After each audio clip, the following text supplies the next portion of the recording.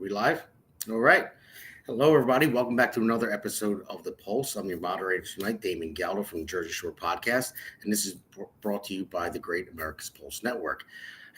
So there is a lot of breaking news out there. So you'll probably see a lot of it going across the bottom with ticker tape. I know that we're about to end the government shutdown, and that's going to be a good thing. So, yeah, you guys can see that down there. So I'm just going to go into a quick monologue, and I want to introduce all the great guests that we have on tonight, as always. So, but I just want to, do you ever notice how the modern left treats the government, the way our grandparents treated God? I mean, they worship it. They pray to it. They trust it to solve every problem, except it can't even balance a checkbook. The liberals' new religion doesn't have pews. It has bureaucrats. The church is Washington, D.C., and the high priest wear $1,000 suits paid for by your tax dollars. Instead of the 10 commandments, they've got 10,000 regulations telling you how to live, what to drive, what to eat, and what pronouns to use. Now, this is the lefty liberals. So, and here's the kicker. Everything gets more expensive the moment the government gets involved. This shutdown, they wanted to expand healthcare for Obamacare and give it to illegals too. But it's like they have the opposite of, I would say, the Midas touch. I've never seen those commercials. But the free market creates competition. It drives prices down and rewards hard work. Government creates red tape, raises costs, and kills innovation faster than Biden can lose his train of thought. I mean, look at Obamacare, the perfect example of what happens when they promised affordable health care for everyone. And what do we get? Sky-high premiums, overtaxed doctors, and a system that bleeds money like an open wound. Because when there's no competition, there's no accountability. And when you give bureaucrats a blank check, they'll always find a way to cash it and then ask you for more.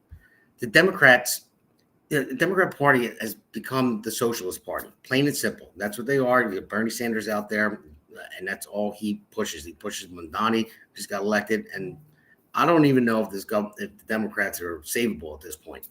But they think the answer to everything is more government, more control, more spending, more equity. But at the end of the day, you can't have freedom when you worship the people who regulate it. Coming up on today's show, we're going to dive deep into the madness. Got Senator John Fetterman. Yes, the hoodie himself finally calls out his own party, which is a very big surprise to me. Who, by the way, a lot of people want him to come to the Republican side. I want him to stay a Democrat. So hopefully he can bring some common sense to the other side at least. So we'll talk about the riots at Berkeley. Antifa once again proved that hate free speech as much as they love setting dumpsters on fire, and we'll break down who really won and who lost in this so-called government shutdown. So that's about to wrap it up. So buckle up, because this isn't the NPR or the BBC, which we'll get to as well. This is the Pulse, where we bring the truth, the heat, and the common sense, and the left abandoned a long time ago.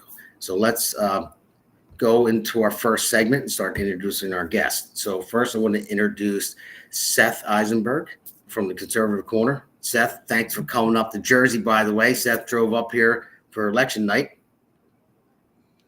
You there, Seth? It was fun. There you go. Good time, man. You're a little blurry on my screen. I don't know what's up, but that's fine. It's good. I've been Makes drinking. it look prettier. Oh, there you go. You're good. So, all right, and then then Elena Barbera, bring her on from the Base Mother. Thank you, Elena, as always, for coming on. Happy to be here. And then we have Joe Saraday, from the Young Republicans, Burns County Young Republicans, future of this country. Him and his club and his crew. And we have Constance Stitzel, who was a candidate for Assembly in LD5 in New Jersey. Thank you guys all for coming on. Always fun. Thank you, Damon. It's a pleasure. All right, so we'll go on our first segment. The first segment is called the Church of the Big Government, and that's what it's about. I mean, I look at the liberals and the things that they're doing. They don't believe in God anymore, and then they believe in government, and that's what it is. So let's just play the first clip. here, and because it's going to be Newsom and Trump going back and forth in the first two clips, and then you'll see where I'm going with it. You sell Trump knee pads, Signature Series. Yeah, sold out at the moment. Sold out. Yeah, well, because people have sold out, and because universities have been selling out, because law firms have been selling out, because corporate leaders have been selling out. People are selling out this country. I mean, we're seeing foreign leaders. I mean, what an embarrassment. The Patriot site's up there for a reason, along the lines of why so much is online, for a reason, to expose. Yeah, so there you go. So he's selling Trump knee pads because he's saying that people are kneeling like he's a king. So, and DW, if you could maybe when we play a clip, just mute Constance's, mute her for the clip because we're getting reverb on her side. We found that out earlier. So I'm going to go to you, Elena. Like, what do you think about Newsom and the knee pads and kneeling down like he's bowing down to the king? Because they call MAGA a cult, but we're going to get to more videos in a second to show who the real cult is. What do you think? Well, first of all, I don't even get the joke. Like, I just don't get why a liberal would purchase a Trump knee pad from Gavin Newsom and think that it's funny. Like, I would get it if they were like, "Oh, I bought Trump toilet paper, ha ha ha." That I would make sense. They're not good at jokes the way I see it. Like this isn't funny, and I'd give them credit if it was. They have done some funny things, like the JD Vance meme that he ended up dressing up as for Halloween. 2 thumbs up. That you did good on that, and we had a lot of laughs together on that one. But I just think that Gavin Newsom is just, he's just going to keep repeating lies, and there are people who will never double check the facts that or the information that comes out of his mouth. And I think it's ironic because of what you're talking about, how they worship their politicians. They don't worship God. They worship big government. They want the government to be their daddy. Yet, they say, like with everything else, they gaslight us and say that we're worshiping Trump. And of course we're not. I have one king, and that's Jesus. And not all conservatives agree with me on that, but many do. And even the ones that aren't worshiping Trump. We just like him as our president. And so it's just more gaslighting, whatever. I mean, Gavin Newsom, he gives me the creeps, total heebie-jeebies every time he speaks. So, all right. Well, I'm going to stick with the ladies first. So I'm going to go with you, Constance, on this one, because Gavin Newsom, I know a lot of people say he looks good with his hair gel and all this stuff, but he is definitely a creep. I mean, the guy lies about everything. What do you think would happen if he actually became president? Oh my goodness, that's frightening. I want to comment on what Elena said. That the people who started the kneeling down was Nancy Pelosi, his aunt, right? No, you're right about that. Good point. They were all kneeling down, apologizing to the BLM. Remember that?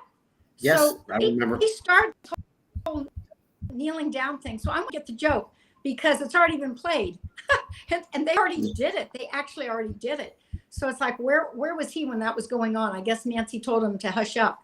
But this is already done. Now, if he became president, I don't even want to think about such horror. That's hard for my mind to go there. I'm still reeling from my favorite city, New York, putting a socialist communist in charge of New York City. I think we have to see how that plays out. I think that'll have something to do with future communists. Yeah, you're right. Well, your favorite city in New York, you can keep it. I'm from Philadelphia. We always hated New York. We hate the Giants and all that. My wife is a Jets fan. So I'm going to play the next clip, Seth, before I go to you. Let's play the next one. I knew Gavin for 4 years. I got along great with him, but he's gone radical left. And, he's building a train system from San Francisco to L.A. that's got about a 2,000 or 3,000% cost over. The forests are burning down all over the place. And honestly, I always liked him, but he's a horrible governor. If he ran the country like that, we would have an absolutely gonzo country. This country would be the country like an absolutely gonzo country. This country would be gone. All right, so we still have we have some echoing here. So if I don't know if our producer could just maybe mute all of us the next time we play a clip. That way we don't get the reverb back. But Seth, to you with that, I mean, if Gavin Newsom was to become president, and you see what Trump just said there, well, what do you think would happen to this country? How bad could it possibly get? Just look at California. That's how bad it'll get. He runs California. He'll make America California. That's all he knows. It's pretty simple. The man's a schmuck. I mean, any man who talks about buying knee pads has a mental issue. And I know why he needs knee pads, and he shouldn't be advertising that publicly. He should keep that to himself, because what he does in his bedroom is his business. He shouldn't be making a public business. That's not California way. But that's what he do. But America would turn to California. I mean, trust me, I'm in Maryland. We're like California's little sister. Whatever California does, eventually we do. It would just be all over the country. I don't know if it would stick, but he would damn sure try. I mean, he's a one-trick pony. He's not a very intelligent man. He dresses like a used car salesman. He acts like he presents himself like one of those Southern preachers that handles snakes and just wants to be everything to everybody. He can't even be genuine to himself. So yeah, he's definitely just a used car salesman. And no offense to anybody out there that sells used cars. I'm not knocking you. It's a hustle. Do what you got to do. But that's what he reminds me of. A guy that sells used cars in a lot in someone's backyard and tells you that they all can fly when you know they can't. Yeah, do you ever notice his hand movements too when he's talking? It's like this all the time. And yeah. And he's not even Italian. They started making fun of him all the time, and now you see him will sit there, he'll just clutch his fists because he doesn't want to move his hands because they were making so much fun of him. But, who else did that? Bob Dole did that too, didn't he? Didn't he hold a pin to keep from flailing his hands around? Yeah, you're right. I don't mind like good Italian hand talking. This is not good. Don't like. That's what I mean. If you were Italian, we don't go like this, like this with our hands. He's weird. He's like he is literally one of those lizard people who's in the skin and is uncomfortable. That's what's going on there. He's not one of mine. You just said lizard people. So These my people buddy, are skulls of human beings. So my buddy Nate is watching right now. Nate, she just said lizard people. You're gonna love that because he talks about them all the time. So Joe, I'm gonna go to you next after this clip. Let's play this next clip. Stephanie Miller's a podcaster, and apparently when they met, she bent the knee to kiss her shoe. A lot of people saying, what's going on right there? And she explained it this way. Go ahead. From IG, here we go. Instagram. Roll it. Representative, can you confirm that I just kissed your sneakers?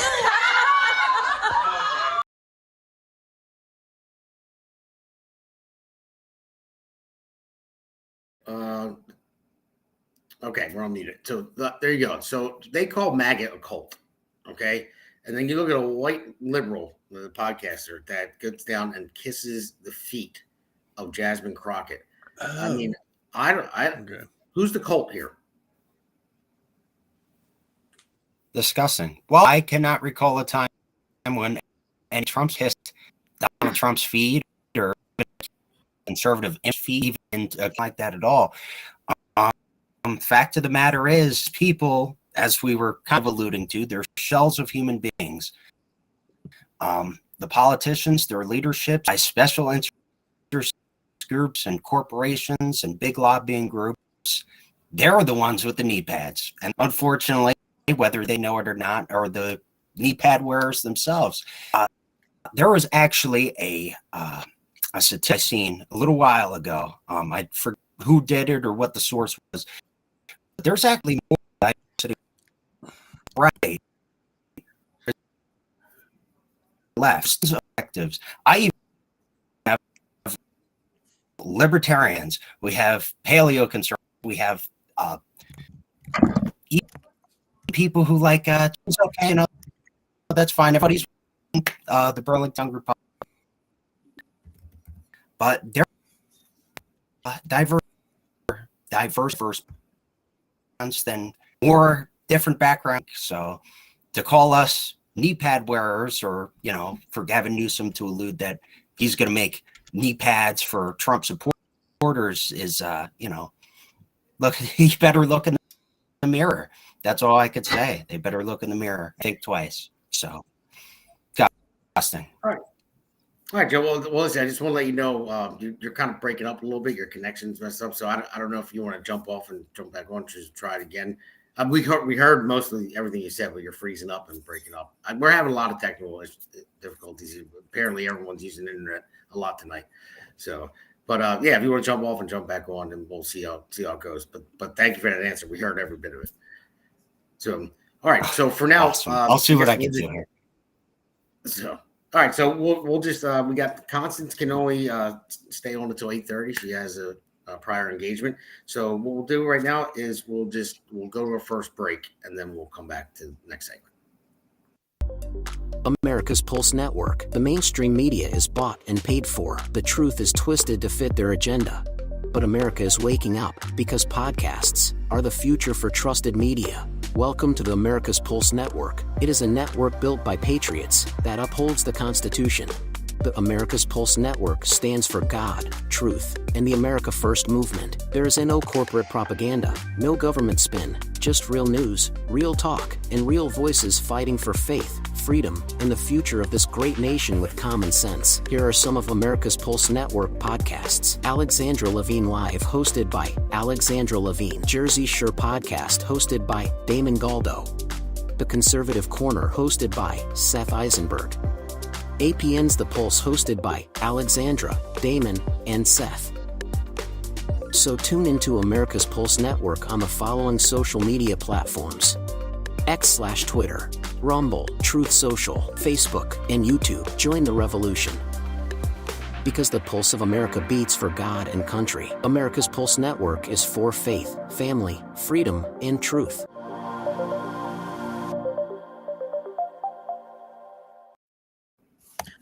All right, everybody, welcome back to the second segment, Who is Running the Democrat Party? And I just want to remind everybody to like and subscribe on America's Pulse Network. And thank you, Smiley, for whoever Smiley is. It looks like he's a friend of yours, Joe, for commenting. And you can comment in the chat box, and we'll be able to see it. We'll be able to talk about it as well, any questions that you may have. So this is with Biden. No one knew who was running, the presidency. We know it wasn't him. And we're still looking to see who the heck was running it. But who's running the party right now? And even somebody like Fetterman, Senator Fetterman, that guy was a shock to me. When he was elected, he had a stroke, unfortunately, but he couldn't even get any words out. I'm like, how the hell are they going to elect this guy? And he seemed to be like on the far left, but I heard about his book and read some excerpts from it. They talked about it, and the guy seemed like he woke up a little bit. Now, I said before, because a lot of people want him to come to the Republican Party because it looks like he's leaning that way. I don't want him to come to the Republican Party. I want him to say Democrat. Maybe we can have somebody that makes some sense over there, at least somebody that you can work with that's not a complete crazy man or a crazy woman. So let's play the first clip because he doesn't even know who's running the Democrat Party. Who is running the show now in the Democratic Party, in the Senate, in the House? No one really knows, and I think my values are reflected in my vote and the things that I support here, and if that might put me at odds with parts of my party, I'm okay with that. I mean, we need to be a big party, a big tent party. So for me, it's like these are pretty reasonable. I mean, my party's always been opposing shutting our government down. I'm not sure why it's controversial now to devote these things. And I refuse to put all these people in the middle of this political kinds of brinkmanship.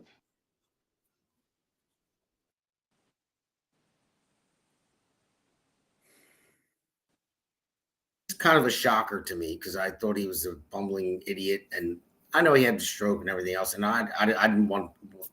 I was scared when he got elected, but he made somewhat of a comeback and health wise and everything like that. But he's a little bit of a shocker to me. He's going up against his own party, and that's Democrats. rarely do that.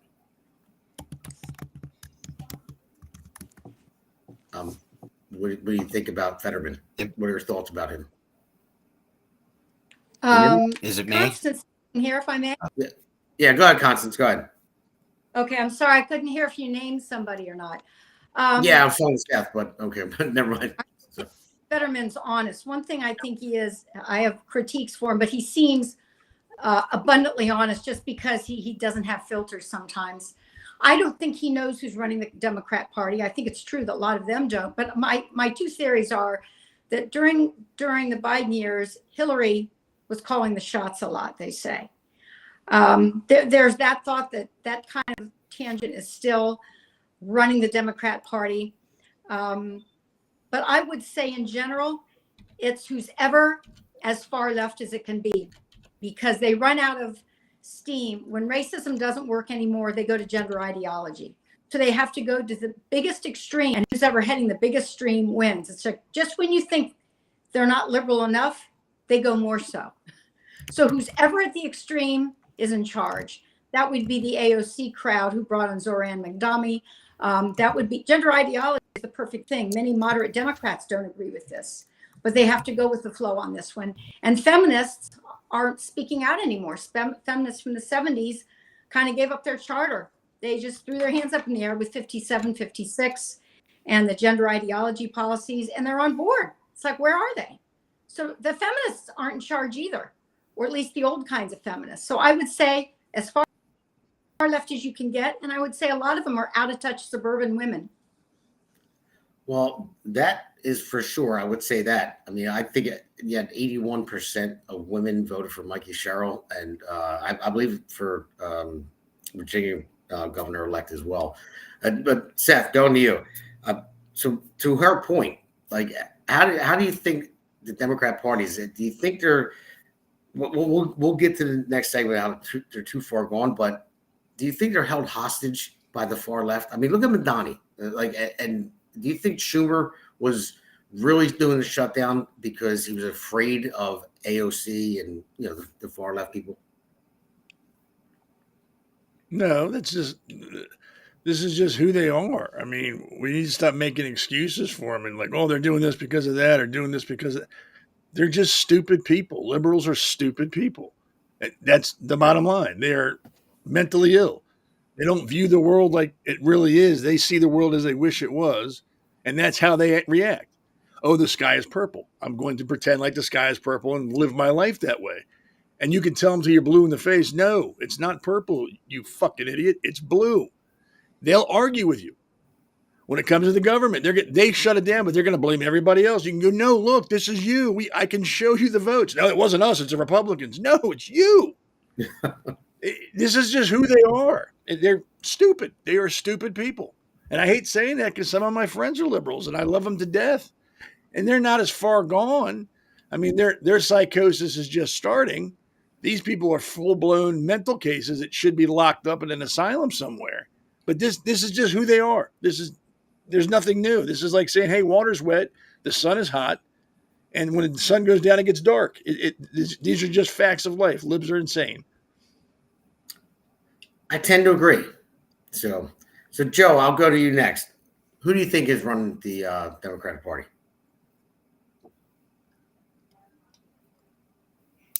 It's clear. Well, there's one theory. They're just scrambling. Joe, you're they're trying to find somebody. I think maybe Mondani, depending on how he does. He could very well dangerously be the future of the Democratic Party. Be a future leader. I just really no set image. That's one of the things they struggle most. They don't have a leader. They have no leadership. They have no one you could point to and say, hey, like one of the top Democrats. You know what I mean? That's our right there. They are having a full-blown crisis. They don't know what they stand on. They don't know who to stand with. Full panicking mode on the Democrats. And just like Seth's point, a lot of these people, they are indeed challenged. And I that is. Yeah, Joe, you're breaking Shells up really bad, buddy. don't know how. And Yeah, that's you might have to drop off, man. You're breaking up really bad. And you're but freezing. I don't know if you can hear me, Joe. You're breaking up really bad and you're okay. freezing. All right. Yeah. Let me see what I could do. Hold on. But yeah, there's You no just drop leadership, off and they. for a minute Okay. till you All right. get it over. Let me get out of here. So, all right. Sorry about that, guys. Apologize. But Elena, to you, who do you think is running the Democrat Party? And on top of that, afterwards, we just got news they just passed the clean CR. I just heard. I believe somebody just put that in there. We got a text, so you can go into that afterwards. All right. As far as the CR goes, they were going to do that at some point. Yay, it's done. Finally, I'm bored of this shutdown story. I'm bored of watching Democrats use Americans as pawns and then watching their goblin followers blame Trump. If Trump got involved, they would say he was being a king and he has no place being involved in Congress. And then he didn't get involved, and they said, he was being negligent. There's no winning with these people. They're going to say the same goblin talking points no matter what happens. I'm just glad it's over. As far as who runs the Democrat Party, I'm going to also go with goblins. So it's either. There's two questions. There's, who's really running it from behind the scenes? Is that the Clintons and Soros and the Obamas and anybody with money? That's who's really running it, the World Economic Forum. Or, and the other side of that question is, who's the face of the party? Because none of them are actually leaders. None of them are strategists or great thinkers. They are simply, at this point, actors. Right? I mean, there's probably a few thinkers in the mix, and they get squashed immediately because they don't really want them to do any thinking or speaking of their own. You are not allowed independent thought in the Democrat Party. So who's the face of the party? Well, it's looking like AOC and Gavin Newsom right now. Jasmine Crockett is one of the faces of the party. So as Joe, I did catch some of what he said, is they're in a full-blown identity crisis because they know that none of these people will have widespread popularity. Sadly, though, they do have some popularity. And it really scares me that there's AOC 2028. I'm seeing that in some bios on Twitter, on lefty bios. That is terrifying. Is worse than Kamala. As president, potentially. Because, the Bidens, we all know, brought literal children, people right out of college because they wanted to get the young people involved in government into the White House. And they had interns discussing foreign policy. They had interns working on economic policy. And look what happened. Look what we got out of it. AOC would be even worse. It would be a nightmare. I agree with that as well. I can't say anything about that. And Constance, I'll go back to you because I know you got to jump off at 8:30. You said so. Why do you think that almost half of the Americans vote for this? I know indoctrination in schools and all that stuff. Voting for what? Voting for people like AOC and Mondani and these loony Democrats that are taking over the Democrat Party. First of all, many Americans are still fooled by mainstream media. Mainstream media's job is to create a public image in the way they choose to. That's what they do. Many people are still tuning in to your leading networks who are featuring these people. So mainstream media is still leading the image here. I agree with Elena that AOC is probably the face. I love how Tucker Carlson used to call her Sandy Cortez, because that was her. She was in high school in her nice little neighborhood. Very well to do, apparently. So I think that the Sandy Cortezes are, because they're vocal and because the media is playing them up, this is why people are falling for it. And the people in assisted living, for crying out loud. I can't believe why they are so easy to fool, but they are glued to these kind of channels as well. And I don't understand it. But when you see the number of them that rolled out of their assisted living to march in the No Kings, it's quite startling how many of them are on board to contest. I don't think they know what they're contesting, because if they're contesting temporary status, it's people who are getting benefits and are taking away from Social Security in the future. So I really don't even know if they know even what they're protesting. So the media still holds it strong, and it's not the media in this room. If I can add to that, I can't help myself. The media on one hand, on the other hand, our education system, they are indoctrinating children. We are seeing at voting age right now, we've seen the first large group of young people nationwide. This is no longer a blue city thing or coastal problem. It is now deep in the nation, where from kindergarten up, they are taught anti-American ideals, and they are indoctrinated to think towards communism. It is not a joke. It is not, again, not a blue city thing. This is in all 50 states, and we are in real trouble now because we have 20 years worth of kids right now learning this stuff. So how many generations is it going to take, even if we stop the bleeding right now? We're in trouble. This is not, we had a reprieve with Trump winning, but it's just to stop the bleeding for the moment. Yeah, I heard the statistic that women 18 to 39 years old, 89% voted for Mikey Sherrill as governor. And that is significant, because that group in college students, it also encompasses young women in the workforce, women who are starting to have children too. That's a big number, 89%. And I think there's something they see empowering with these 40-year-old type women like Mikey Sherrill and AOC, representing the future. They like the look of it on the outside with no depth behind the eyes. And the education system is bringing them on board to be completely fooled. You're 100% on board with the education failure here. Yeah. I agree. So, all right. Well, Constance, it's 8:30. I don't know if you're going to want to say goodbye to anybody or to thank any people that voted for you here in New Jersey.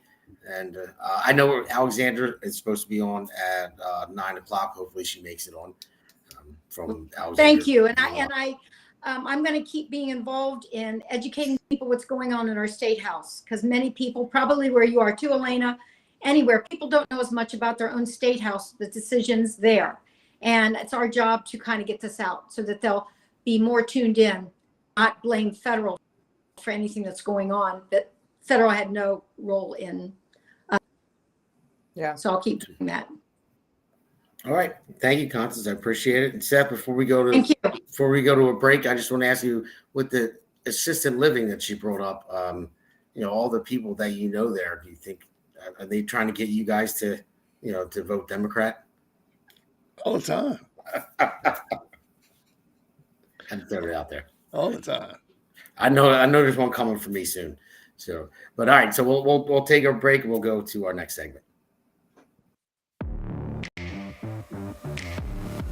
The APN's The Pulse podcast is hosted by Alexandra Levine from the Alexandra Levine Life podcast.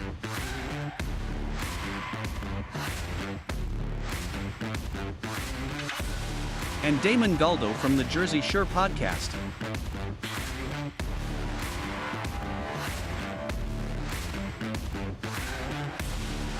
And Seth Eisenberg from the Conservative Corner podcast. Also, there will be 2 additional guests on every episode. The Pulse is live every Wednesday at 8 p.m. Hi, everyone. Welcome back to segment 3 of The Pulse. This episode is the Democrat Party is beyond saving.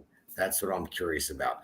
And I'm going to play this first clip because what we talked about earlier, and Elena talked about earlier, the indoctrination. You see these young kids and what they're doing. You're going to see a clip of it was when Antifa showed up at a Turning Point USA event at Berkeley College. And you'll see the lines. They're calling everyone fascist. Of course, they don't even know what the term means anyway. But they're just showing up, disrupting everything. It was the last stop on their tour, Turning Point USA at Berkeley College. So let's roll this first clip. This is Savannah Hernandez at UC Berkeley at the TPUSA Out of the Bay protest. Now, it is about 7 p.m. at this point, but this has been going on since 4:30. And my friends, it has been absolute chaos. Now, at the beginning of the night, you quickly had 2 people that were arrested. One person was a Trump supporter, another was an Antifa member. And as the Trump supporter was getting arrested, he stated that the Antifa member came and tried to steal his stuff, resulting in the altercation. Now, that happened fairly quickly at the beginning of the protest, and everything just evolved since then. Now, this is actually the entrance to the TPUSA event tonight, and the attendee line actually stretched out this way, and it kind of stretched into this area so people could get into this conference center behind me. Now, what ended up happening is this huge swarm of protesters, many of which are trans members, some of them are furries, and of course, many Antifa members and Antifa-aligned groups, they all ended up swarming those attendees. Now, one of the Antifa members actually lit off a flare, smoke started going everywhere, and then another protester drove past in his vehicle. It started backfiring multiple times. It kind of sounded like gunshots. I could see the visible fear in many of the attendees' eyes, and they all started swarming into this area. Now, police quickly let them pass these barriers to, essentially protect them and help with their safety, because the mob then quickly started descending on these barriers. Now, they have multiple times tried to break this area down and break these barriers down, and they have been chanting all night, calling attendees of this event fascist, Nazis, anti-Semites. They've been calling them every single name in the book, while simultaneously saying that Nazis need to be killed. Now, they have also been mocking the death of Charlie Kirk, and I have seen several signs tonight glorifying and celebrating Charlie's death. So that is the protest in attendance tonight. Those are the people inside. You even had people chanting, F your homie is dead, referring to Charlie Kirk. So that's an idea of how chaotic it has been out here at UC Davis. The next challenge is going to be how attendees now leave this event, as this entrance is completely blocked with very aggressive protesters. All right, now, Joe, so you're back here. So you're in college, right? So what do you think of that? Because I'm about to go off on it. Number one, I mean, what happened to Charlie Kirk? I'm actually wearing the shirt. The year is born, the year died. And Turning Point USA is a great group. What they're trying to accomplish. And then the man was assassinated. And then now you have all these young people showing up at colleges to try to stop this. I seen part of the video that wasn't shown there. They just kept doing this to the side of their neck, and they were just taunting all the Turning Point USA people. So what's on the minds of the college students? And people your age, young Republicans.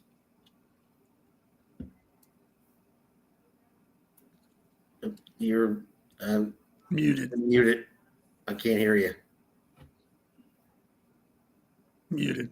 Yeah, you're muted. If he wants to talk, I'll fill in the words for him. Yeah, just can you lip read? Keep talking, man. I got you. Yeah. I like hot dogs. Yeah, Joe, we can't hear you. I don't know what's going on. So, Seth, I'm going to go to you then. But we'll see if we can get him back.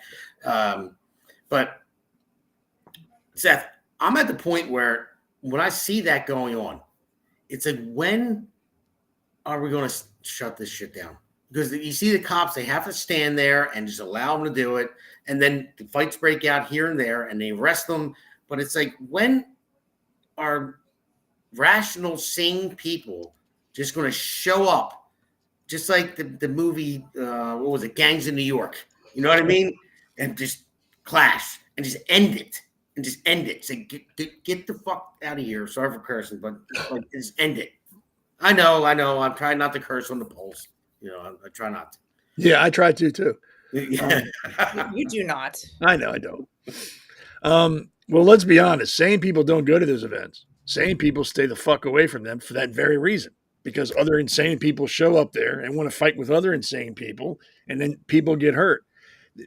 I've always said protesting is the most ridiculous thing in the world. It's your right. Go ahead and do it. I approve it. I mean, I respect it. Do it. But you're going to change nothing. Nothing is going to change. You can go to all these TPUSA things. scream and yell at Antifa so they can scream and yell back at you. There'll be fights. They'll be doing what they're going to do. At the end of the day, you haven't changed anybody's mind. They haven't changed anybody's mind. You're probably getting locked up, or you're getting your ass kicked, or you're kicking somebody's ass and going to jail. Nothing changes. These are done for smoke and mirrors. This is what happens to keep us pacified, keep us looking over here so they could do something over there that we're not paying attention to. I mean, really, the chick on that clip was the most annoying chick I've heard for. She was like fingernails on a chalkboard. She was annoying. Oh, there were people here. I could see the fear in there. Shut up. Nobody was afraid because a car drove by with backfire. Shut up. She's feeding into the bullshit. And when she feeds into it, people watching it like, oh my God, that must have been so frightening. You can't trust these people. And that spreads it. Antifa are schmucks. If you go to these events and Antifa shows up, don't be surprised if they act like idiots. Don't be shocked. Don't be like, oh my God, I can't believe they did that. What do you mean you can't believe it? Do you not like watch the TV? Do you live in a tree stump in the middle of the woods? Every time they go somewhere, something happens. Why are you shocked? And then why do you continue to show up to these things knowing there's going to be problems? You're right. I'm not saying you can't. I'm not saying you shouldn't. What I'm saying is don't be surprised. Don't play the victim when you go to these things and this happens. It's almost comical at this point.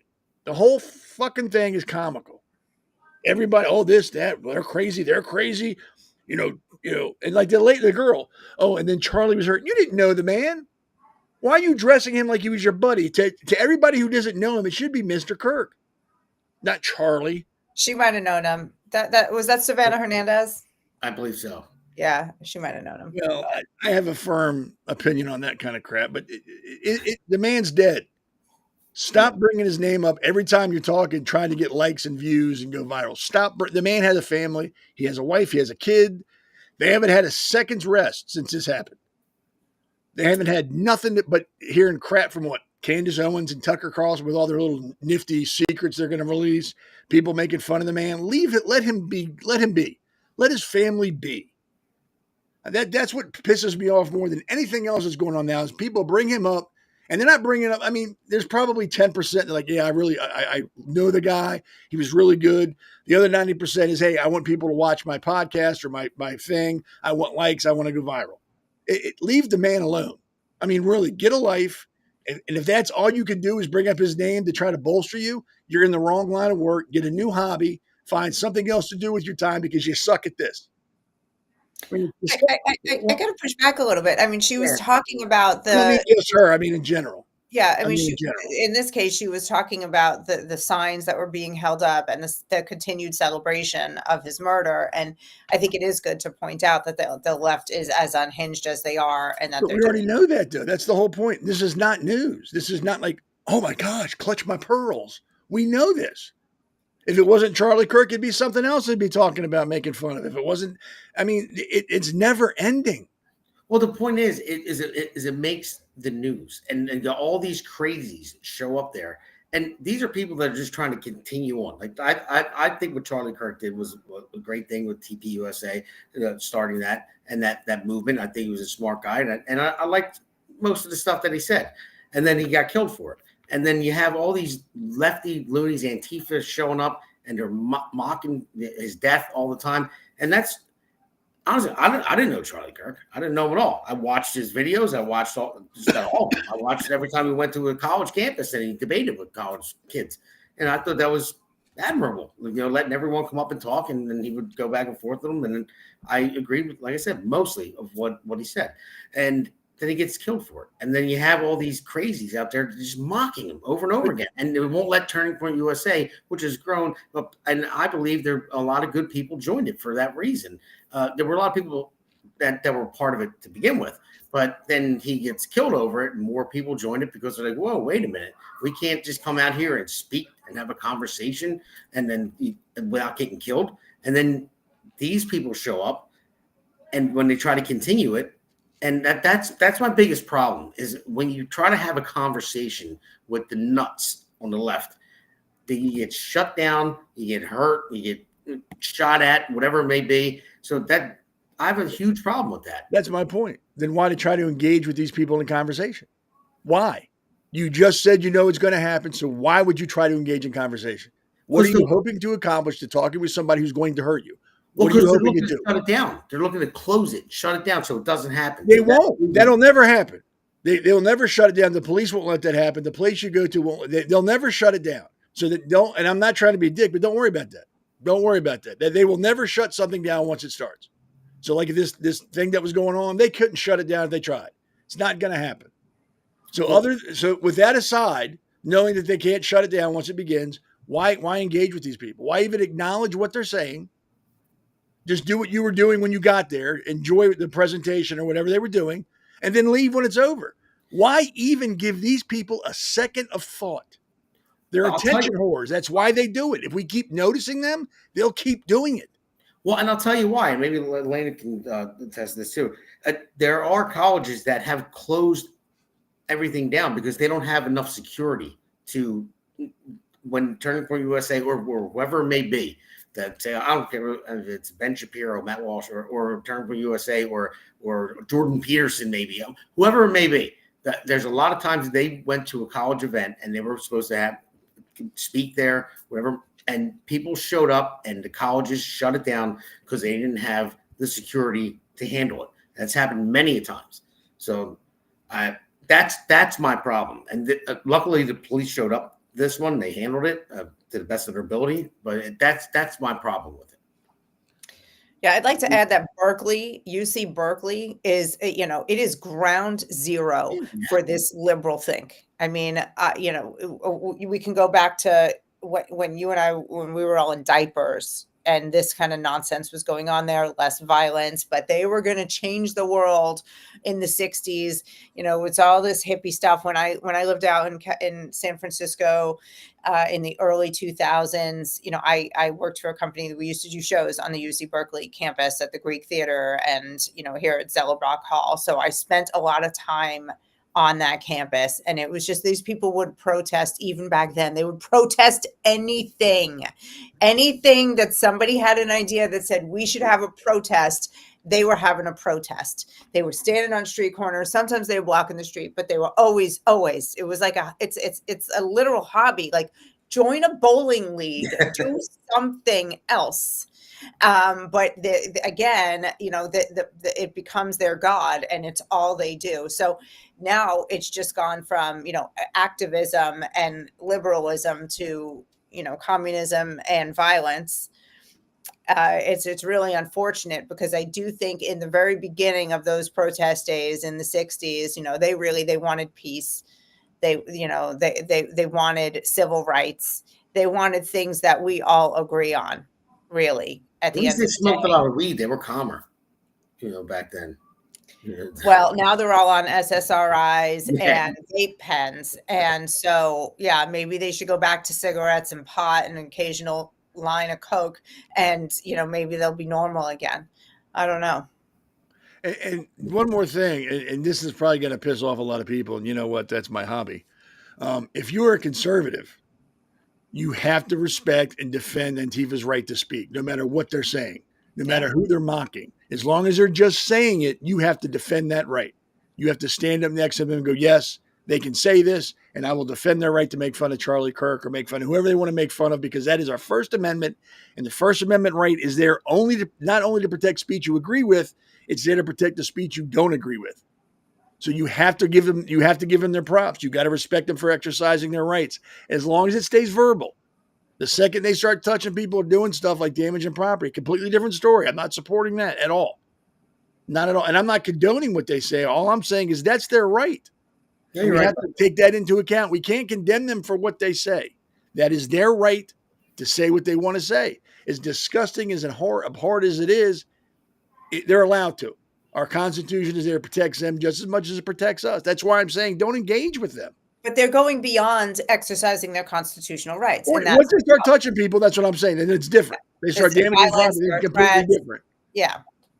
If they're just standing behind a fence screaming and yelling obscenities, okay, I would applaud them, which would piss them off even more. Like, hey, good for you. You're doing your First Amendment right. Yeah. But once they start touching you or breaking things or doing stuff like that, then it becomes a riot, and that's not protected. Then you get your head caved in. But if it's just Berkeley verbal, police The Berkeley police are at their mercy. Yes. Because that whole town is behind those kids. And you got to remember, police officers have to follow their higher ups. Their higher ups got to follow the politicians. So if they're in a city where the politicians say, "Look, don't do anything," they can't. Yep. Well, God forbid they do something that's caught on camera that's taken out. Well, there's that. I mean, yeah, and then, when my father was a cop, he said there weren't camera phones. He said, and when the sun went down, like at a riot like that, as soon as the sun set and the TV cameras couldn't see you, the streets got cleared real quick. Oh yeah. But I don't have a problem with using force to clear a riot. I don't either. But I have a problem with using force if it's just verbal. If they're running their mouth, we're talking rioting. Rioting, yeah, gas them. But that one, you see they were lighting fires and do it. That's not protected speech. Fights broke out, and then somebody. I knew the car was backfiring, but there was another video. Somebody that was videoed, and I know you can hear it on that, but it actually sounded like gunshots. They did it on purpose. That was the backfire of the car. Yeah, they did it on purpose to agitate and make it sound like gunfire. But that is protect. They can do that. They can, as long as they're not touching you, they're not damaging property. They can sit in the middle of the street and fart at you. There's nothing you can do. It's when they start touching you, damaging property, or burning things. Then yes, like Elena said, at that point, let loose the dogs of war. Yeah, and say, hey, this protest got to be broken up because you got a couple bad actors in But here. that goes back to what I said earlier. If you know that's what they're going to do, why engage with them? Let them scream and yell at themselves. Well, from what I saw, I didn't see anyone. I've been to many different events here in New Jersey, and tons of people showed up at the protesters against like Jack Chiarelli events, and they were screaming like crazy. And that's all they did. That's fine. So I stood across the street and had my sign, and I didn't say a word. And I just stood there and said, okay, keep screaming. You're going to lose your voice. That didn't matter to me. I just smiled at them. That was it. And that probably pissed them off more than anything else you could have done. Probably. Yeah. Yeah. But they weren't getting violent at all. They weren't lighting things on fire. They weren't throwing anything. But I don't know. I just see an event like that, and it's like, that should be cleared out. Once they start lighting stuff on fire, the cops said, all right, done. Everyone's out of here. Go. Trying to remove the barricades, get out. No, that's it. Now you're touching property that's not yours. Let's go, get out of here. But they're not going to do that in Berkeley. Forget it. They're on behind you. As long as until it crosses that speech, until it becomes more than me screaming at you. Once I cross that line, it should be quashed immediately. Shouldn't be allowed to go on for 2 or 3 minutes to see what's going to happen. The second it goes past peaceful, it should be done. You should be done immediately, no matter who you are. Once, right back. We're living in crazy times, and where this stuff is being allowed, bad behavior is celebrated, crime is celebrated, criminals are, revered. So here we are. And this is only going to get worse. This is not gonna get better. Oh wow. If only you were there. He got his sword, so I had to bring my hammer. So you missed this late, I think, on Tuesday, election day. We broke out the props. Sorry, I saw him hold the sword in the hand. I'm like, I'm bringing the hammer. But no, you're right. Criminals are deified. People celebrate bad behavior all the time. Police officers have the worst job in the world because they got to tell people no, and they're the bad guys now. Like, no, you can't do that. Oh, screw the police. Kill them all. Everything is reversed here. It's like bizarro world. What's bad is good, and what's good is bad. And I agree.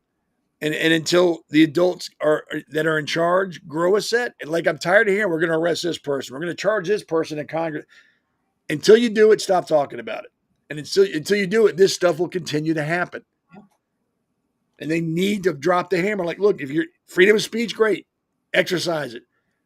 The second is no longer speech, we're going to hurt you. The cops are going to wade in with sticks and dogs and mace and rubber bullets or real bullets if needed, and we're going to end this immediately. Be forewarned. There'll be no warning. We're not going to go, hey, you're getting close. We're going to come kick your ass in a second. It's just going to happen to you because you'll know the second you've stopped speech. Oh, this is no longer First Amendment. You know it when you're breaking the law. We just need to either not engage with them. Like if they yell at you, don't yell back. Do what you did. That's great. Keep yelling. That's cool.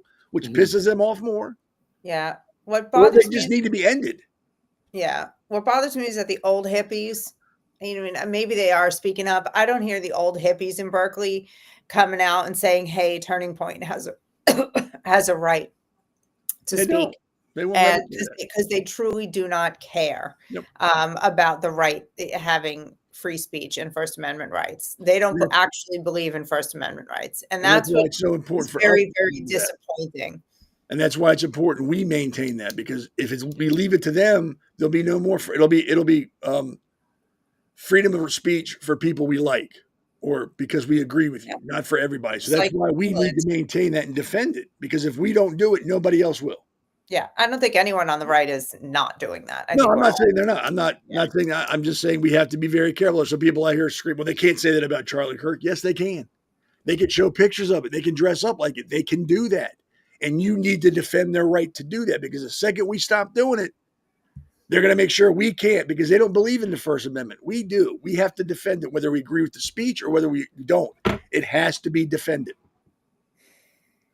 No, agreed. Absolutely. A good point. They're hate, like I said before, hate speech is protected by the First Amendment. Even if you say that you hate somebody, I can be an anti-Semite or be a racist and say it, and I can't get arrested for it. Nope. And that's fine. I don't like it. I don't agree with it. But you're allowed to say it as long as you don't act on it. Yeah, as long as you don't act on it, you can say whatever you want to say. Except I think the only person you can't threaten is the president of the U.S. You can't come out and say, I'm going to hurt him, because that's if you threaten somebody and say you're going to hurt them, then that is a crime. Well, I can threaten you, and I think it's legal. necessarily a crime. But you can't threaten the president of the U.S. If you threaten him, they will come to your house and go, hey. Well, no, it's called terroristic threats. If you were to threaten a person, and not just the president, a regular, like me to you, and I go online and I start threatening you, say I'm going to kill you, then that is. And I think that's different because it's written. Yeah, you're actually putting it down. If you said it and it's recorded too, so. That's, I just know for sure that the president you can't threaten. I know that for sure. No way. Well, that's what I mean, with Trump you can, because they don't enforce that. But any other president before him, if you threatened him, the Secret Service would at least pay you a visit and go, "Hey, we read that post. What did you mean by that? We need to know. We need to understand what you meant." Well, that's why James Comey should get go to do a little bit of time or get something for his 86-47. Yeah, he should. That's not protected speech when you threaten the president. I'm almost 100%. I'm not a lawyer, but I'm pretty sure somewhere along the line I read something that said you can't threaten the president, no matter. No, I know you definitely can't. No, for sure. You're not allowed to threaten anybody verbally or you say it, write it, or whatever. I'm 100% sure of that. It's called terroristic threats. I've not that I've done it before. I'm not saying that I know because of that reason at all. But I've seen it happen before with other people. So, okay. Yeah, like I'm not a lawyer. Yeah, me either. So I may be Jewish, but I'm not a lawyer. Or an accountant? What are you doing? Dude, have you seen my checkbook? Where did you go wrong? Even Jewish? I don't even have a checkbook. I just threw it away. I'm like, if I can spend money, I got money in my account. They deny it, I'm out of money, so I got to stop. So, all right, guys. Well, it looks like Alexandra. I think she sent a text in here that she won't be able to make it on at 9:00. So we'll take a break and we'll go on the last segment, and we'll after the segment we'll wrap it up from there. Welcome to America's Pulse Network. This is APN's very own White House correspondent, Alexandra Levine. This is so amazing and miraculous. We've never had a president in the history of our nation doing this. And we hope to God that he continues doing this forever and ever. Thank you. God bless you, everybody. And God bless President Trump. And God bless you. Hello, everyone. This is Alexandra Levine with the America's Pulse Network. I am the White House correspondent right here in the heart of D.C. as President Trump is celebrating 250 years of America and the military. Subscribe and follow America's Pulse Network on the above social medias.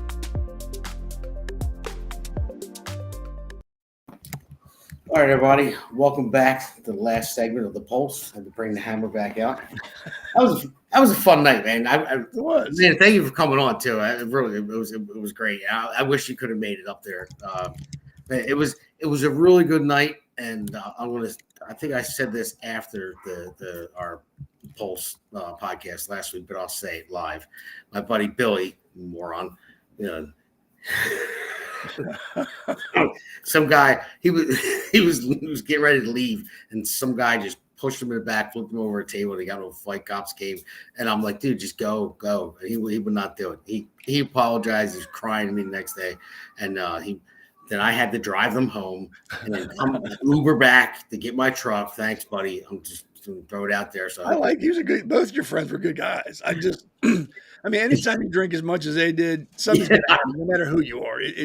I mean, even with me, if I drank that much, I'd have been out in the parking lot too, probably sitting next to him, throwing punches at the guy too. It's just alcohol changes you. That's why I don't drink as much as I used to, because it changes me into a person I don't like. So I don't drink anymore. Well, it was kind of cool though with the one cop that was there, because when I went outside, it was cold. I put my sweatshirt on. It was a Trump inauguration sweatshirt. When me and our great producer went down to the inauguration, he came up and said, "Oh, I like your sweatshirt, by the way." I'm like, "Oh, thank you." Well, it was really funny. I was out there, had my cane. I'm leaning on my cane, and I'm obviously like need the cane to walk. So the officer goes, "Are you the head of security here?" And I just looked at him and said, "Yeah, sure I am." Ignore the cane. It's a prop. I don't use it. So, all right. Well, this is segment 4. This is the shutdown winners and losers. Now, first, I just want to bring up, I think this was part of the shutdown. I want to bring up the election results for New Jersey and Virginia. It's off-year elections, what they call it. So if we can put them up on the screen real quick, just for a couple seconds. So, yeah, but you see that. I mean, you can see that Democrats won by a large margin. And it was very upsetting, obviously, and of course, because we wanted the red team to win. But they didn't. And I think part of it was because I know New Jersey is a sanctuary state, and we gave out licenses to illegal aliens. So, and that's what they do. They register you when you get a license. So it doesn't even ask you any other question. You can lie. It will ask you if you're a citizen or not, and you can say yes or no.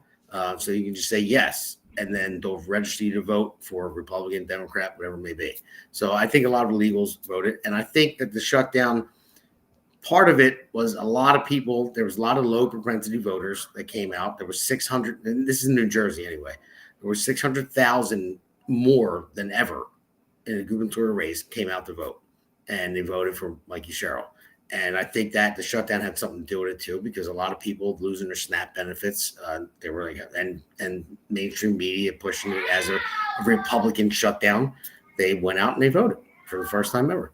So there's that too. Also, I would just say this, because I work with Arlene Gajkowski. Well, she's part of it, but she just tells me all the stuff. And Mark Demo and Lynn Lippincott, they're part of election integrity. They don't really hold any jurisdictional authority, but they go out and they have a team that goes out and finds illegal votes. And just in Camden County alone, one out of 21 counties. And I could go on and on about all the other counties, but I'm not going to do that for sake of time. There was 15,000 mail-in ballots that should have been challenged, and they were never challenged because they were either people that died and voted, or people that moved out of the state and voted, and they had proof of it, but they wouldn't challenge it. So they let them go. That's 15,000 votes just in Camden County. Why didn't they challenge them? Yeah, I don't know. I don't know. I mean, I sent it to a bunch of different people, because you have to live in each. You need someone from each county to go and challenge it. Kansas County had to challenge somebody from there to do it, but I don't know why Jack didn't want to do it. We sent him the information on all different counties. I sent it to senators, state senators anyway, and they let it go. I don't know why. It doesn't sound right, but it was proof that they either didn't live here, they moved, and someone voted for them, or they voted from another state, or someone was dead and they voted. So that's why I have my T-shirt. I'll wear it next time. When I die, don't let me vote Democrat. So, but anyway, so this, like I said, shutdown winners and losers is this segment. So let's play the first clip because I want to talk about Sean Duffy and Pete Buttigieg and what the difference is between those two. I'm sorry.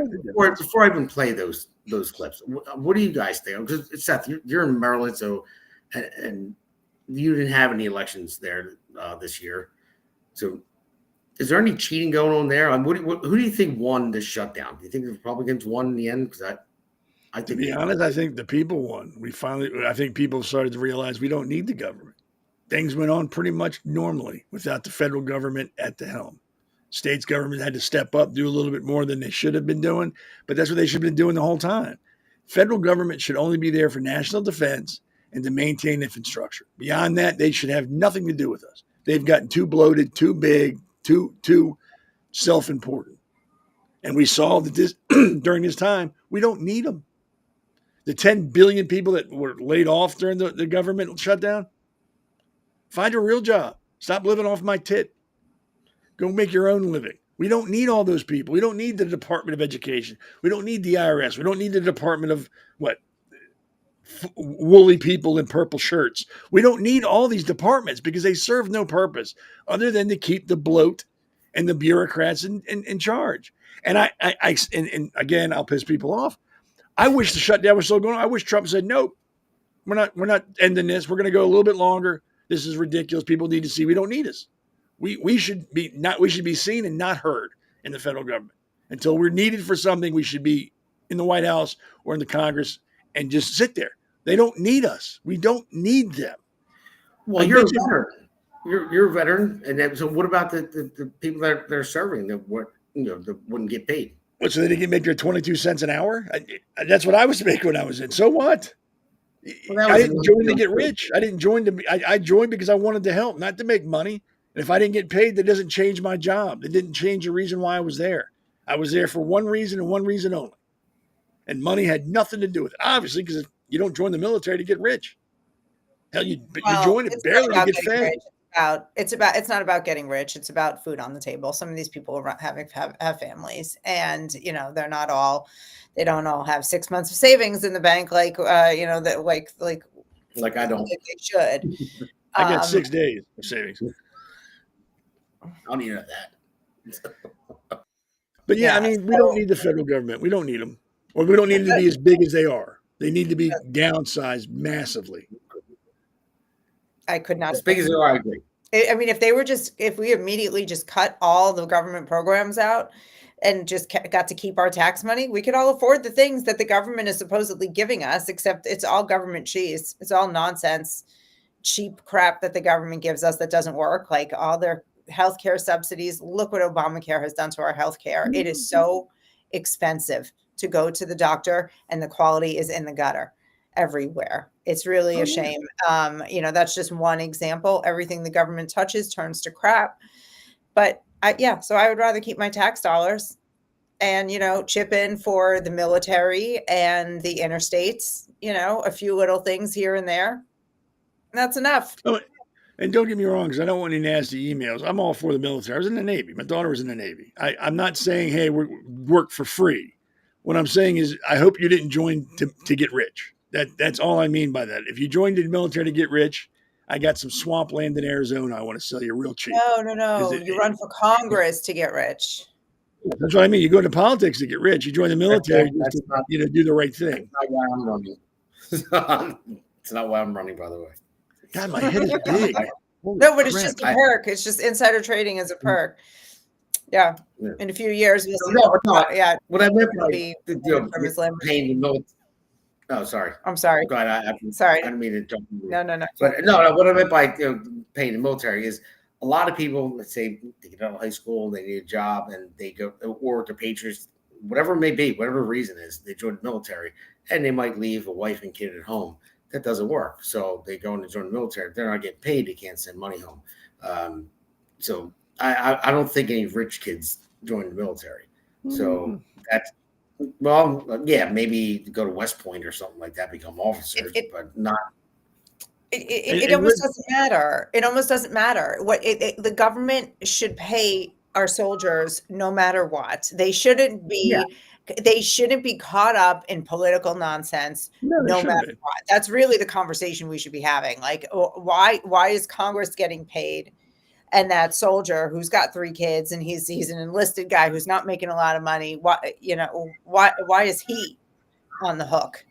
And that's really another conversation that we have to have about how screwed up Congress has become. Our founding fathers never envisioned that we would be this mired in bloat and corruption and legalese. I mean, the thousands and thousands and thousands of laws that we have to abide by and navigate as citizens. It is an absolute disgrace. We do not live in a free country. I think we used to, and then for a while we lived in what we thought was a free country, but now the blinders are off and the illusion is gone. Mm-hmm. So no, you're right about that. So, all right. So, all right, we talked about that. So now I'll go into these 2 clips because this is part of the shutdown. This is Sean Duffy. We'll go on this one first. I don't know if it's a right clip, but I just want to show who he is and compare him to Pete Buttigieg. Oh, okay. So, yeah. And there's been some new developments over the course of the last days and weeks.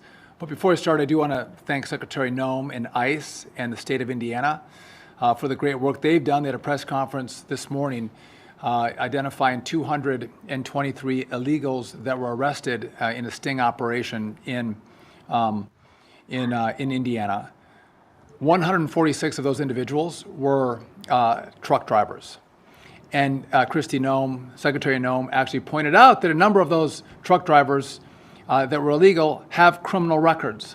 Individuals that have no place on American roads. Through Indiana's great work, we discovered that they were, and those people are taken off the road now, and many of them are headed back to their countries of origin.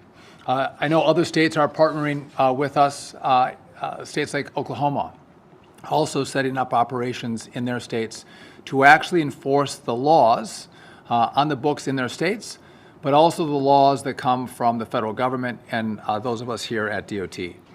So I want to walk through just some of the history of what's happened.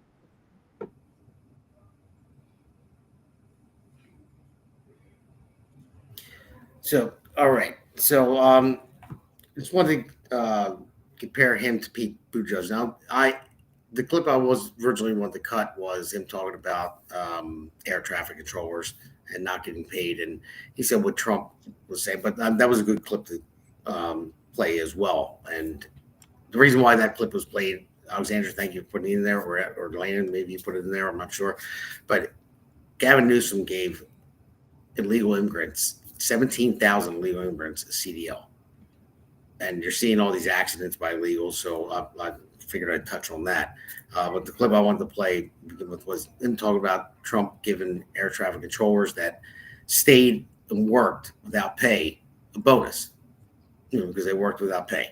So, and then I wanted to compare him to our old Pete Buttigieg, Pothole Pete. So let's just play this clip. I'm still surprised that some people were surprised when I pointed to the fact that if a highway was built for the purpose of dividing a white and a black neighborhood, or if an underpass was constructed such that a bus carrying mostly black and Puerto Rican kids to a beach, or that would have been in New York, was designed too low for it to pass by, that obviously reflects racism that went into those design choices. It's not even true. It's not even true. Oh my God, Jim. I know. So you have this guy who's a DEI hired, Department of Transportation, and then Sean Duffy, and that's why I want to play. That clip was a good one from him too, from Sean Duffy. But the other one was it was just shows that the black and white difference. And I don't mean black and white like that. I just mean that the whole difference between the two. How one was inept. And one actually can speak and do his job. He doesn't call roads racist or highways racist. It's the dumbest shit I've ever heard. So So, Elena, what do you think? Yeah, one of about them was that? trying to make our roads safer by taking illegal aliens off of the roads who are driving and murdering people with semis. This has been going on for years. And only lately is the news reporting on it at all, which is amazing that they're even reporting on it. But half the time when I tell people about some of these incidents, like the one in Ontario, California, that happened a couple weeks ago, where that semi just went full speed and just drove over a little car and then drove into another car, just ran over cars at full speed and crushed them like soda cans with people inside. You know, people. Why does that just come out now, by the way? I just heard about that. It was a couple weeks ago. I don't know if you heard about it a few weeks ago, but I'm just wondering. Yeah. I I heard about it probably 2 weeks ago or so. And you know, that was just another one of them, you know, another one in Indiana in October. You know, a 54-year-old man was murdered by an illegal alien who just decided to just make a left turn into oncoming traffic, you know, and killed this father. We could do this all day. It's happening constantly. So Sean Duffy is trying to make Americans safer as they move around the country, where you know, Pete Buttigieg was making up crap about highways being built to divide neighborhoods. And underpasses being deliberately built too low so that buses couldn't get through. Are you kidding me, Pete? First of all, that he was talking about the 5 boroughs. I grew up in Brooklyn. I took the buses all over the place before I could drive. I know exactly what overpasses he's talking about, and the buses could fit through them. And I could get into the black neighborhood, and the black kids could get out. It was it wasn't hard. There were for him to look at life through that lens and have that much influence in this country. Remember one more thing, when he was just making it illegal to have fun road signs. So, you know, those black signs that they plug in messages like, you know, don't drink and drive, boo, on Halloween. That was a bad example, but you know, they'll put cutesy things. Well, those things cheer people up. And when you're in a good mood, you're less likely to have road rage. But he said they were distracting. It's like, this is what you're spending your time on, when, you know, at the time, during the whole Biden administration, you know, the air travel was hideous. Trains were flying off the tracks. And you're worried about some poor secretary who runs the sign has one little joy in her job to make a creative sign, and you're going to suck that joy out of it and suck the joy out of the commute, this little bit that we have. Oh God, who gave him power? And he was trying to be president too. Yeah. Please, thank God he's gone. I knew you were going to dive deeper on this one, so that was great. That was a great answer. It's just a contrast of the previous administration, this administration. What a joke it was, Seth. I mean, look at what was the one guy that was stealing women's clothes? He was the secretary of nuclear waste or something. Whatever the hell his job was, something like that. But the bald guy, then he was stealing luggage from airports. I forgot about him. Thanks for bringing him up. Yeah, him, and then we had Admiral Levine, transgender. It's like. We had Senator Cardin's staffer having sex in the Senate hearing room. That was great. That is, I forgot about that one. Yeah. I mean, why did they wipe the tables down after that? Oh man, I would have got rid of it. I would have burned it. Coke in the White House. You know, what's under my desk? Why is it so sticky? Yeah. Oh God, I would never want to be in that situation. You're welcome. Sitting at your desk, and then the video comes out afterwards.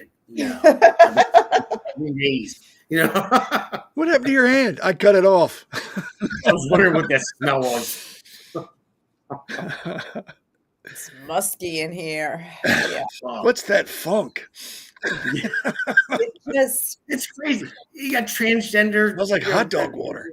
With boobs flashing on the White House lawn. I mean, how crazy was it with the prior administration? I mean, the Secretary of Defense going in for surgery, and his deputy was in Puerto Rico on a beach. Nobody's running the War Department, and nobody thought to tell anybody. Remember? Oh, the memories. We could be here for years. Just. The Easter Bunny Reminiscing. was Biden's handler. I wonder Yes. what Yes, that was a Buttigieg, good one. was it Buttigieg, whatever his name is. I don't correct me 'cause I don't Buttigieg. respect him. Yeah. I wonder when he says stupid stuff like that, does anybody in the crowd go, the fuck did he just say? No, they Did go like anybody- this. did anybody else hear that? He's calling streets rape. Somebody needs to get him off stage. I think he's drunk. I think he's been drinking. Get him back because he's making an ass of himself. Racist streets. What the hell?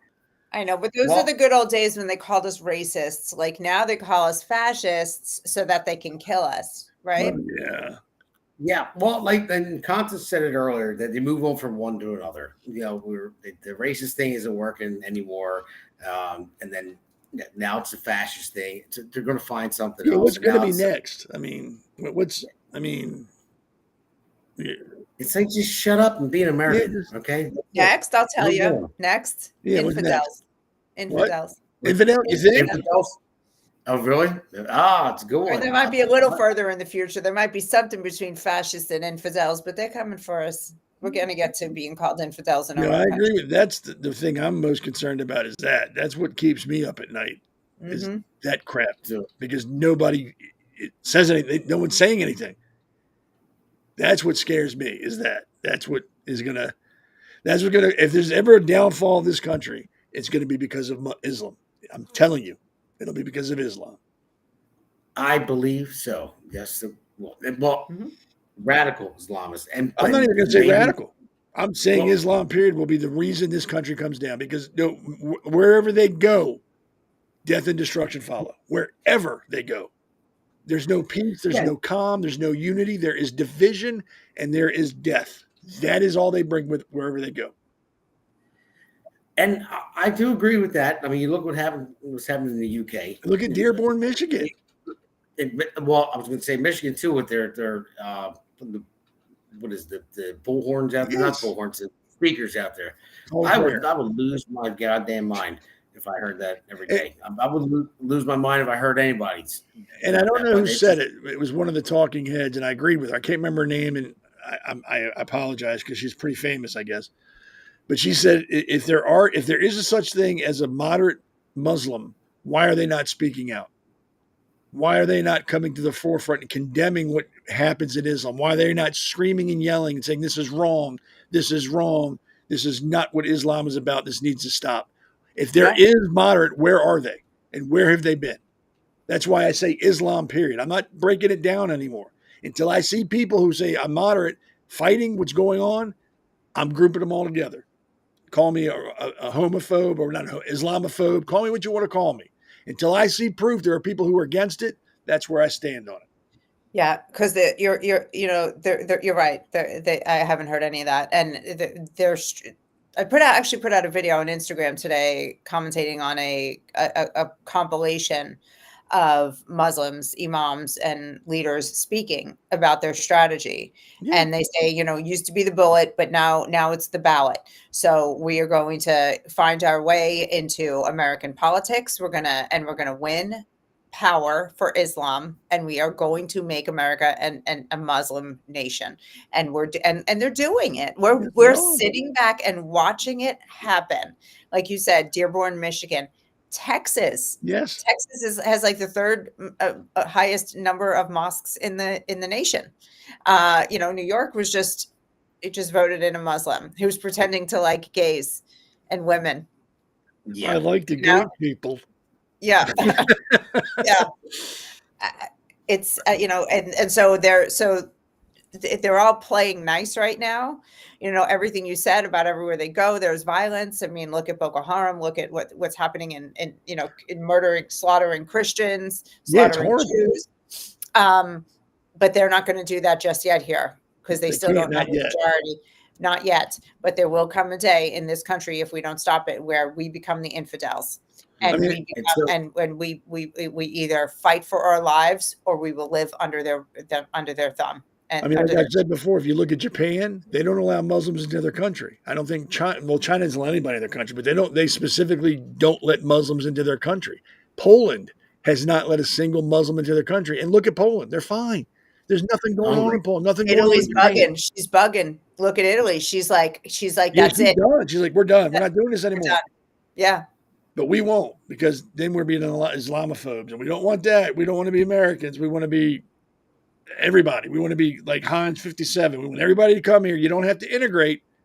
You just come live here and do what you want to do. It's all fine. And it's not fine. No, history has shown if you don't integrate people coming to your country will fall. Look at Rome. That's why they fail. Yep. I agree 100%. It's a good thing. But I will say that I don't want to discriminate against any religion whatsoever. So I do know some Muslims that are good, some, but it is the trend of Muslims from other countries that just it's that or that's it, and they will not change. They will not become Americanized. No. I mean, there are ones that grew up here that are Americanized, and it's a different story. For me, there are a couple that I know, but the ones that coming over from there, no, they're not going to change. They're not going to change at all. So my idea, because we got like 1 minute left in the show, my idea is anyone that wants to stick up for radical Muslims or whatever, like I'd say Greta Thunberg, I want to take it, but let her go. Go over there, see what happens. The ones that are over here cheering for them is, oh, we got to do this. Okay, fine. It's just like the Israeli government. Not the government. I guess it's the government, but don't you have to serve 2 years? Yeah. So you can serve 2 years over there. Okay, if you're an American and you want this to happen, okay, go serve 2 years over there and work with them, and they're under their control, and we'll see if you change your tune. So, our producer just put it out there. He asked viewers who wanted to hear about our upcoming episodes. We do have upcoming episodes. For me, anyway, Monday, I'm having Nikki Stouffer back on, who's the founder of the New Jersey Project. It was a great episode. Elena, you should probably have her on. She's really good. The New Jersey Project basically started again when they passed Bill 5756 in New Jersey, what they were teaching in schools, and she was on the forefront of it. And she has a lot of information. So I don't know if you saw Monday's episode of Jersey Shore, but she'll be on Monday again for part 2. She's a great woman. She's a fighter, and you should probably have her on. I think you guys would get along. I'll check her out. So, Seth, you too, if you want. I mean, you probably yell at her here and there, and like, no, I want Elena to come on my show. I want her to come on when she's in a bad mood. When you're in a bad mood, I want you on my show because you get feisty. You got a good show. You got a good show. And by the way, Sammy the Bull, it's coming up soon. Yes, when is that happening?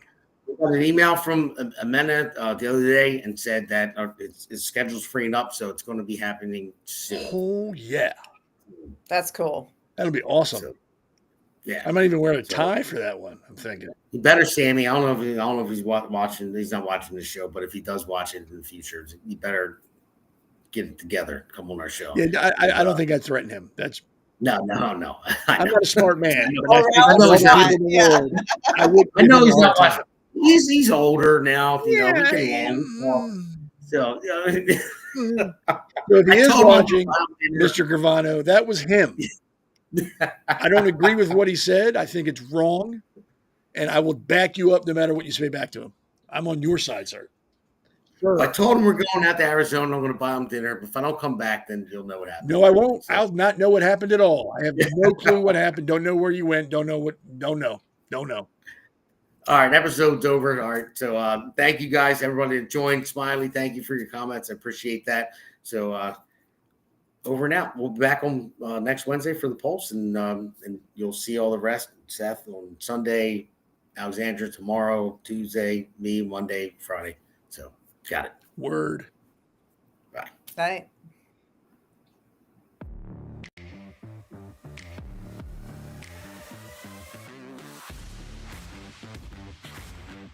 Alexandra Levine Live, hosted by Alexandra Levine. Jersey Shore Podcast, hosted by Damon Galdo. The Conservative Corner, hosted by Seth Eisenberg. Because the pulse of America beats for God and country. America's Pulse Network is for faith, family, freedom, and truth.